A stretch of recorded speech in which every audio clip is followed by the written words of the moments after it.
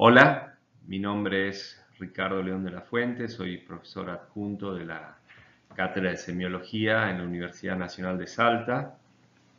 En el día de hoy vamos a describir los dos fenómenos audibles más frecuentes, los ruidos y los soplos cardíacos, fenómenos que tienen descritos más de 200 años desde que el doctor, un médico francés, René Laennec, empezó a describirlos en 1816, para lo cual empleó algo que es el precursor de este elemento que tenemos todos los médicos, que es el estetoscopio. El estetoscopio que cuenta con dos elementos fundamentales. Una parte que es la membrana y otra parte que es la campana. La membrana por lo general hace mucho mejor audible todos los fenómenos sonoros agudos y por el contrario la campana sirve o identifica mucho mejor aquellos sonidos de características graves. Vamos a describir ahora a continuación cuáles son los focos auscultatorios. Podemos describir hasta 6 focos auscultatorios. Tenemos básicamente el foco mitral, línea medio clavicular, sexto espacio intercostal del lado izquierdo, el foco tricuspidio en la línea paraesternal izquierda, el foco aórtico, segundo espacio intercostal en la línea paraesternal derecha, el foco pulmonar en la misma altura, segundo espacio, pero del lado paraesternal izquierdo, y el foco aórtico accesorio o DER en el tercer espacio intercostal en paraesternal izquierdo.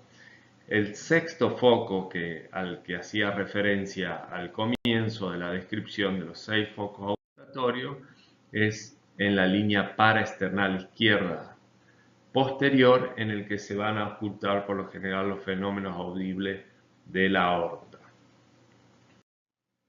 Entonces, en esta clase vamos a tratar de describir los ruidos cardíacos. Los ruidos cardíacos los podemos dividir, como dice acá en el gráfico, en fundamentales, que son el primero y segundo ruido cardíaco, los ruidos accesorios, tercer ruido, cuarto ruido, y el audible cuando hay recambio valvular y hay puesto, los pacientes tienen implementado unas prótesis mecánicas.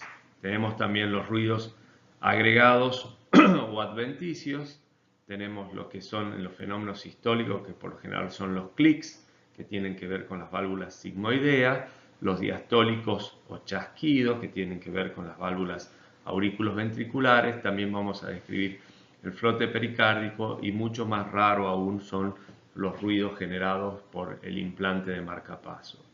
Vamos a describir también brevemente los ritmos especiales, que son el ritmo de galope, el ritmo embriocárdico o pendular y el bitri o cuadrigeminado. Son ritmos especiales. Entonces tenemos ruidos fundamentales y accesorios y los ruidos agregados adventicios, que son fenómenos auscultatorios específicos. Cuando uno describe los ruidos normales, son como vimos el primero y el segundo ruido, vamos a describir su presencia, su característica de intensidad, el timbre y el número o unicidad que tiene esto, o sea, si están o no están desdoblados estos ruidos.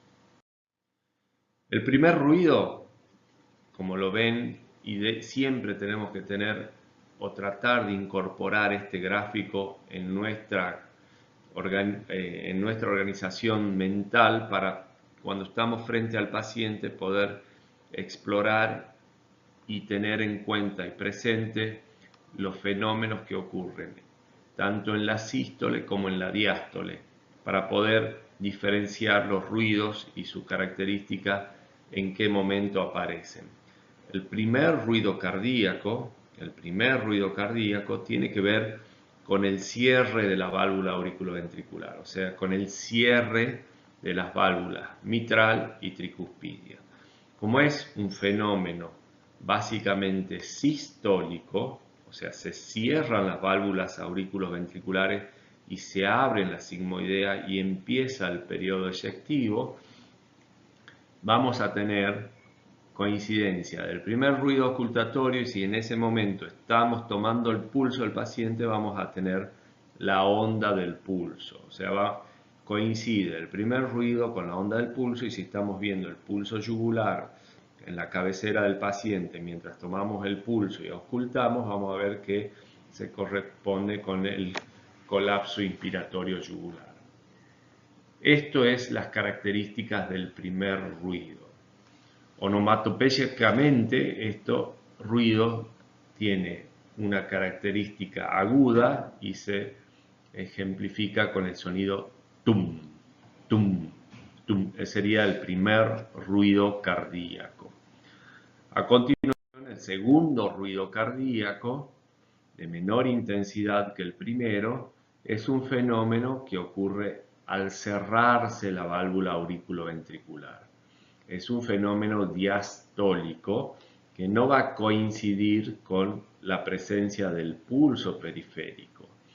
Entonces tenemos, por un lado, el primer ruido cardíaco, fenómeno sistólico, y el segundo ruido cardíaco que coincide con el cierre de las válvulas auriculoventricular. La onomatopeya para esto es ta, ta, es un sonido grave. Entonces, primero y segundo ruido sería tumta, tumta, tumta. Esto lo tienen que practicar, auscultar mucho en personas normales, y eso nos va a ayudar después cuando tengamos que auscultar a los pacientes con distintas patologías cardiovasculares para diferenciar lo que es normal de lo que es patológico.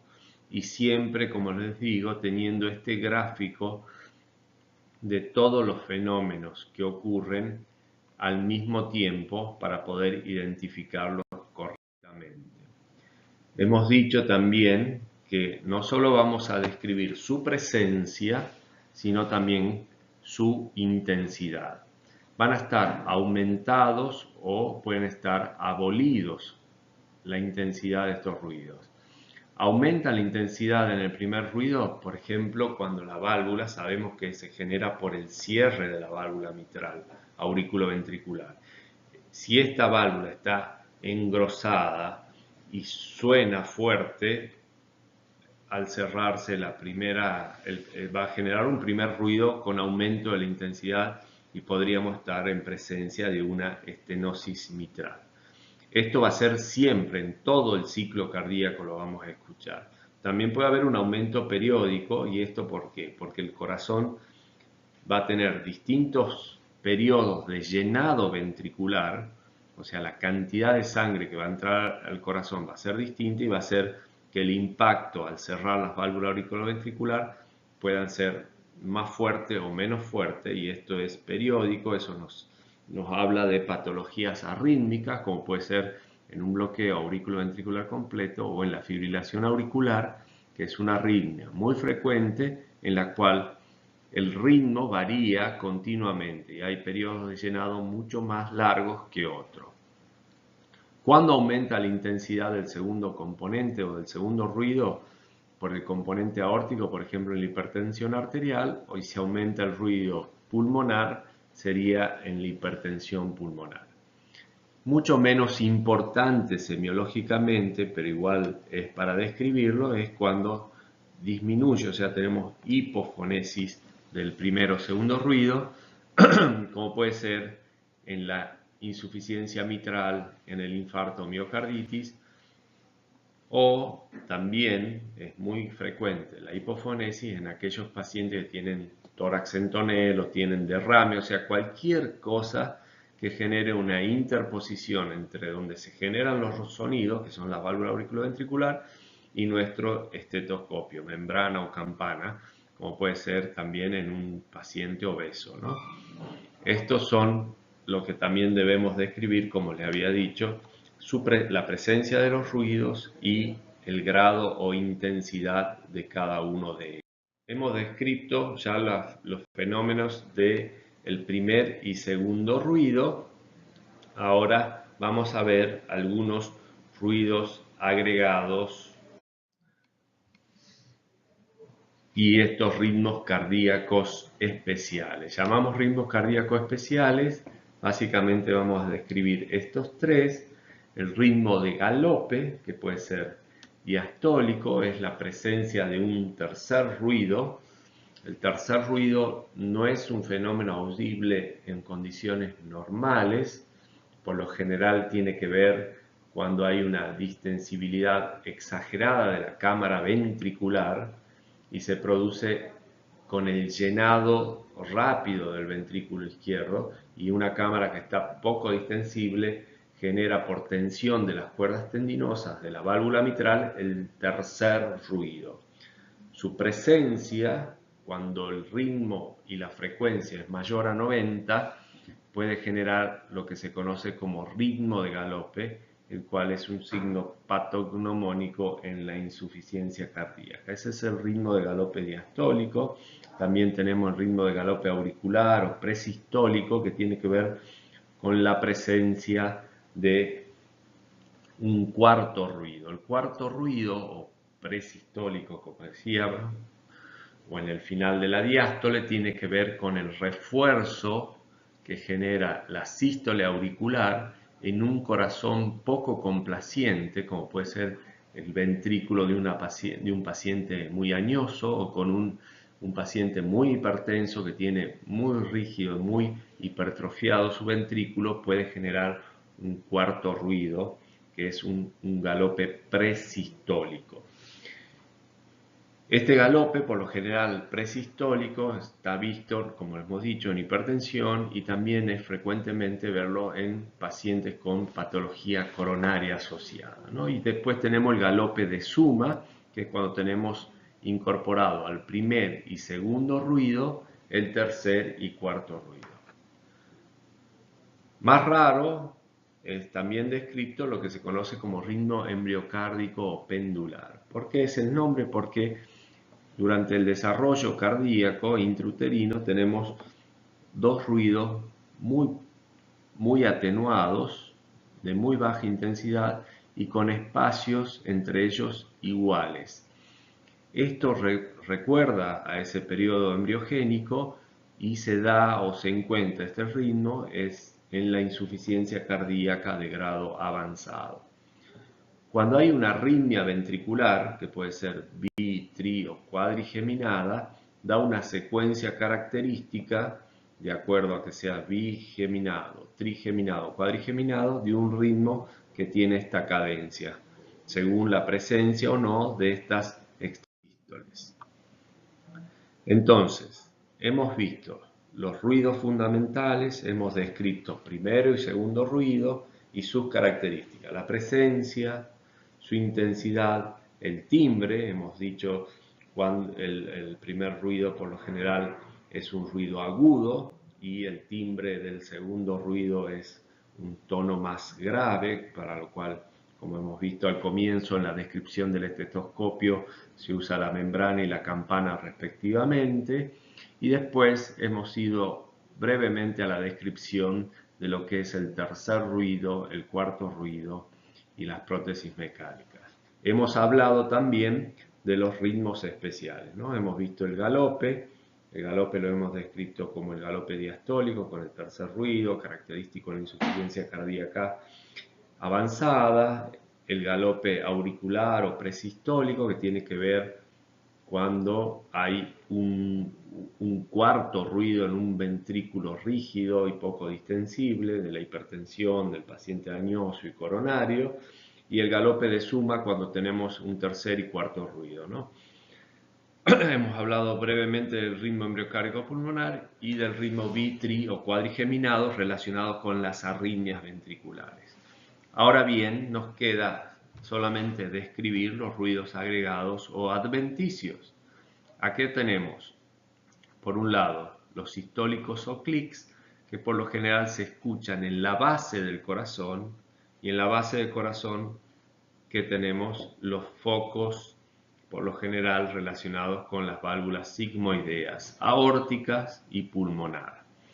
una breve reseña para un clic sistólico, que es mesosistólico o telesistólico, o sea que ocurren en la parte media o final de la sístole y que está relacionado con el prolapso de la válvula mitral, lo que antes se conocía como el síndrome del clic y el soplo, porque después del clic mesosistólico aparecía el soplo de la insuficiencia mitral por el prolapso.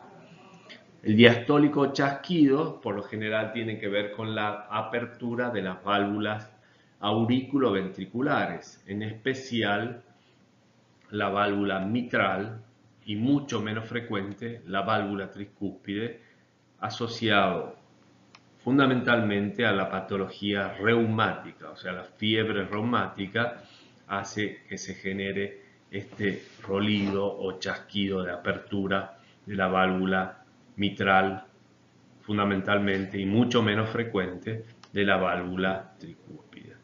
El frote pericárdico tiene que ver con la inflamación que aparece en el pericardio y que da un sonido continuo que puede ser sistodiastólico y que tiene que ver con el rozamiento de esta membrana pericárdica despulida por la inflamación. Normalmente, si recuerdan de anatomía, las membranas serosas que envuelven el corazón y que son el pericardio visceral y parietal, tienen un líquido entre ellos, escaso, que hace que no haya ruido durante la sístole y la diástole, pero cuando hay una inflamación agregada por una pericarditis, puede generar el frote o rozamiento pericárdico. Mucho más raro es el ruido generado por la colocación de un marcapaso en los pacientes. Es un ruido que altera los por aumento de la velocidad sanguínea. Ocurre, por ejemplo, en fenómenos de tirotoxicosis, en disminución de la viscosidad sanguínea, como puede aparecer en las mujeres embarazadas, o sea, son soplos audibles, pero que no tienen ninguna repercusión por debajo orgánica que lo esté generando.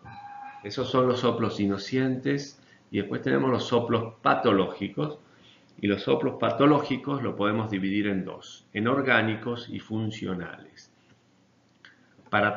Después, cuando veamos cada una de las valvulopatías, también vamos a ver que a las valvulopatías las vamos a describir como orgánicas y funcionales. Orgánicas es cuando hay una alteración anatómica que genera tanto una estrechez o estenosis o una insuficiencia. Y funcional es cuando la válvula está estructuralmente normal, pero por ejemplo en la miocardiopatía dilatada se dilata el ventrículo y por consiguiente dilata el anillo mitral y genera una insuficiencia por dilatación del anillo. ¿Y qué es la doble lesión que está acá y que también debemos saber? Y cuando veamos valvulopatía lo vamos a describir también. La doble lesión tiene que ver cuando hay, además de una insuficiencia, una estenosis agregada. De los soplos, ¿qué vamos a describir? Acá en esta clase estamos viendo generalidades que después en cada clase de semiología, ya sea mitral o aórtica, vamos a describirlo específicamente más adelante.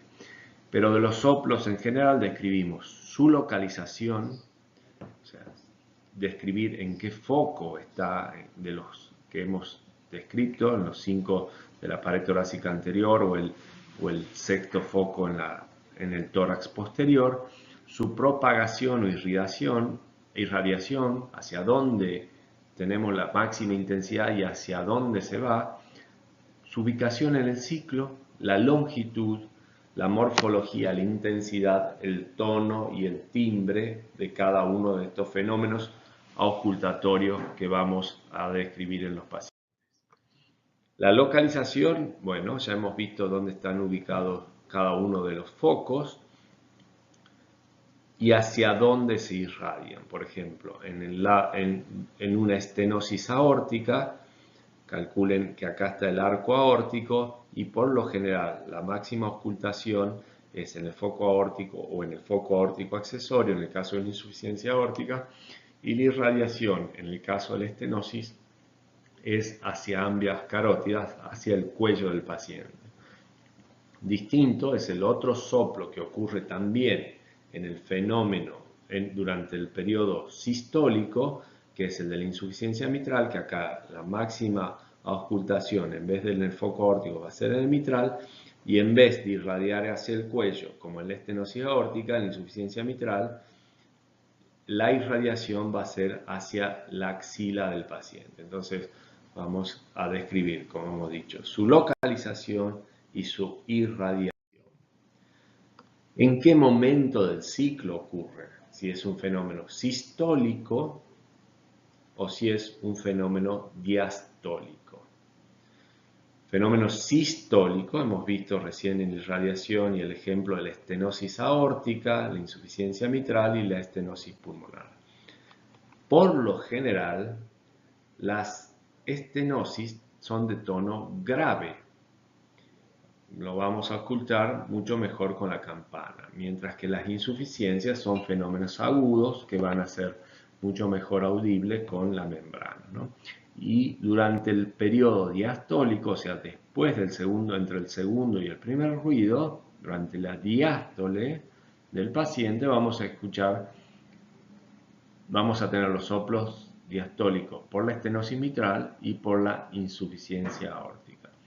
Tenemos los soplos sistodiastólicos o continuos, que por lo general estos soplos están asociados a patologías cardiológicas congénitas complejas, como puede ser una comunicación interventricular, una doble lesión valvular cuando hay estenosis e insuficiencia, y en algunos, como les hemos dicho, en algunas patologías congénitas como el ductus persistente o la ventana aortopulmonar.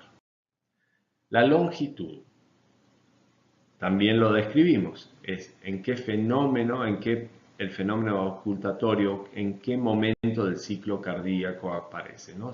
Si es en la sístole, si aparece al comienzo será protosistólico, si es en el periodo medio será mesosistólico, y si es al final será telesistólico. De la misma manera describimos los fenómenos diastólicos, y cuando ocupan todo el ciclo serán holo o pansistólicos o se llamarán holo o pandiastólico.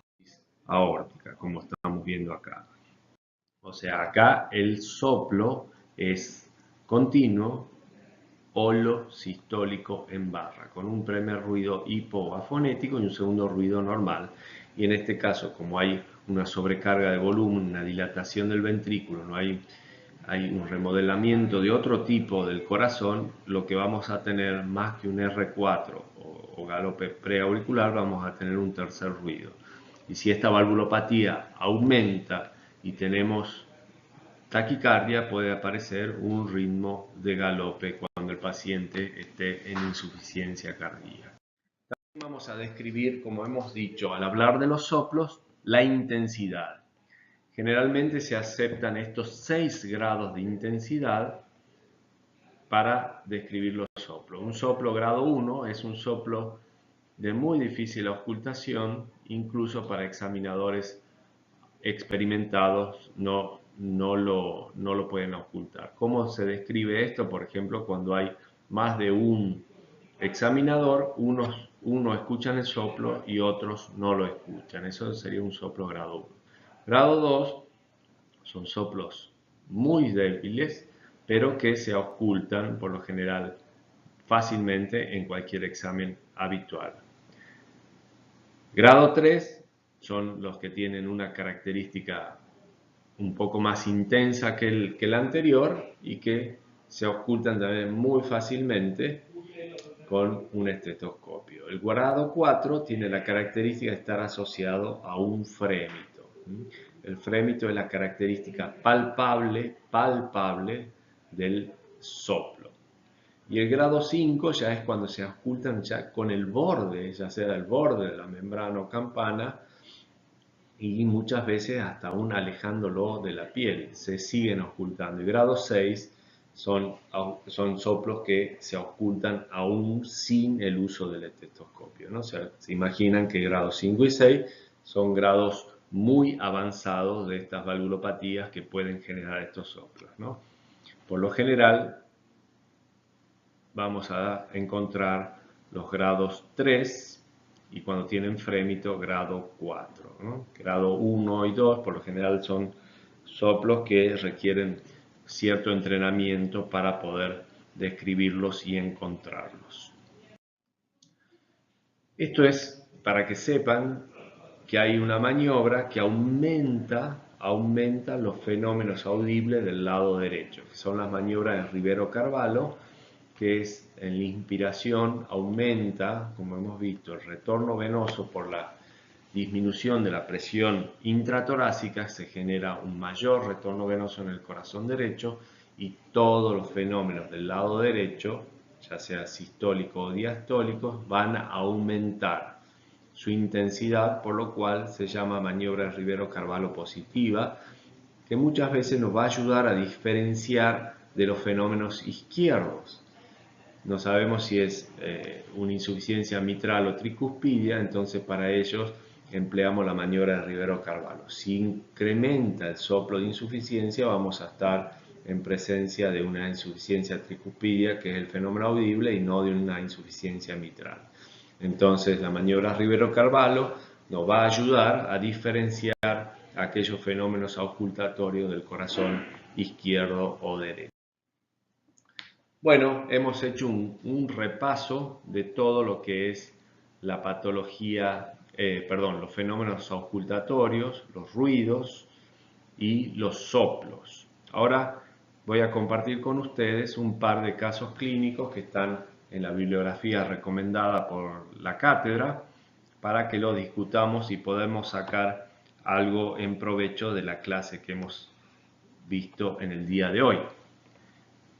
Lo voy a leer, es un varón, Alejo, un odontólogo de 38 años, sin patología cardíaca previa, consulta por la aparición de disnea creciente, pesadez epigástrica y edemas en los miembros inferiores que se atenúa durante el reposo nocturno. El cuadro evolucionó con cierta rapidez después de un cuadro febril catalogado como un síndrome gripal. El examen físico tiene yugulares ingurgitadas con un pulso venoso regurgitante sistólico, hepatomegalia moderada, un choque de punta amplio con breve resalto protodiastólico, tremor cordis. La ocultación cardíaca muestra un típico ritmo de galope, también protodiastólico, y un suave soplo sistólico, 2/6, o sea que probablemente sea un cardiólogo quien lo ocultó, y por la descripción precisa de todo el examen cardiovascular, la presión arterial tiene cifras normales para la sistólica, aunque ligeramente elevada para la diastólica. Bueno, en este caso sería cómo interpretamos el cuadro clínico y cuál es su etiología y qué le sugiere la presencia de un ritmo de galope por tercer ruido. Bueno, si vemos la descripción semiológica de este paciente, desde lo que él consulta, disnea creciente, o sea que se hace progresivamente a menores esfuerzos. Antes podía caminar 2 cuadras o 1 cuadra y ahora tengo disnea de solo cambiarme, doctor, me estoy poniendo la ropa y me aparece dificultad respiratoria. Y además de esto tengo cierta pesadez en el estómago, en la parte acá del epigastrio, se me hinchan las piernas y por lo general amanezco con los pies deshinchados. También cuando lo vamos a explorar le vemos la ingurgitación yugular, hepatomegalia, tiene un galope y que todo esto configura, como le hemos dicho y hemos descrito en el galope protodiastólico, un cuadro de insuficiencia cardíaca, ¿no? Tiene un síndrome de insuficiencia cardíaca nuestro paciente que tenemos acá. Entonces el cuadro lo vamos a interpretar de esa manera.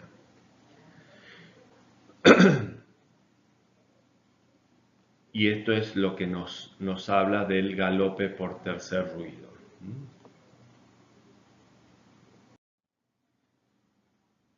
El otro caso clínico en el que quiero compartir y para finalizar nuestra clase de hoy es el de una mujer joven, 23 años, que está en el 7º mes del embarazo, consulta por disnea de esfuerzo, que se acentuó de manera significativa en el último mes. Refiere que tenía amigdalitis a repetición y uno de estos episodios de amigdalitis en la infancia, en la adolescencia, le ocasionó un prolongado síndrome febril que luego desapareció. En el examen físico se comprobó un neto reforzamiento del primer ruido, o sea, un primer ruido hiperfonético, y un aparente soplo muy difícil de caracterizar por la elevada frecuencia cardíaca de la paciente en ese momento, 105 latidos por minuto, o sea, estaba taquicárdica. Nos pregunta acá el cuadro clínico cuál es su diagnóstico prescriptivo y cómo podría certificarse el diagnóstico, o sea, qué elemento, qué método complementario vamos a usar en esta paciente. Es una paciente que se le incrementó, lo que podemos ver de esta embarazada, es que tenemos un ruido, un primer ruido hiperfonético, lo que nos hace pensar que las válvulas auriculoventriculares al cerrarse están generando un aumento del ruido en su contacto al cerrarse. Entonces esto, como hemos visto en la clase de hoy y con el antecedente de amigdalitis a repetición, estaríamos pensando en una fiebre reumática, ¿no? Un proceso inflamatorio de las válvulas reumáticas que se asocia con estos episodios de amigdalitis a repetición por estreptococos hemolíticos que generan alteración inmunológica a distancia en las válvulas cardíacas. Esto es una estenosis, probablemente una estenosis mitral, que va a tener un soplo diastólico, que acá el examinador no lo puede describir con todas las características que le dijimos que tienen que tener la descripción de los soplos, por la taquicardia que acompaña a esta paciente. ¿Y cuál sería el método que emplearíamos para controlar o certificar lo que estamos pensando? Usaríamos un ecodoppler para ver, en este caso, y certificar el diagnóstico que estamos pensando con nuestra semiología. Bueno, estos son los mensajes o las conclusiones. Hemos descrito los fenómenos relacionados con los ruidos cardíacos, normales y patológicos, y también hemos descrito los soplos cardíacos, tanto los orgánicos y funcionales. Me despido de ustedes y les dejo un cordial saludo y seguramente vamos a poder practicar con nuestros jefes de trabajos prácticos en la clase correspondiente. Saludos para todos.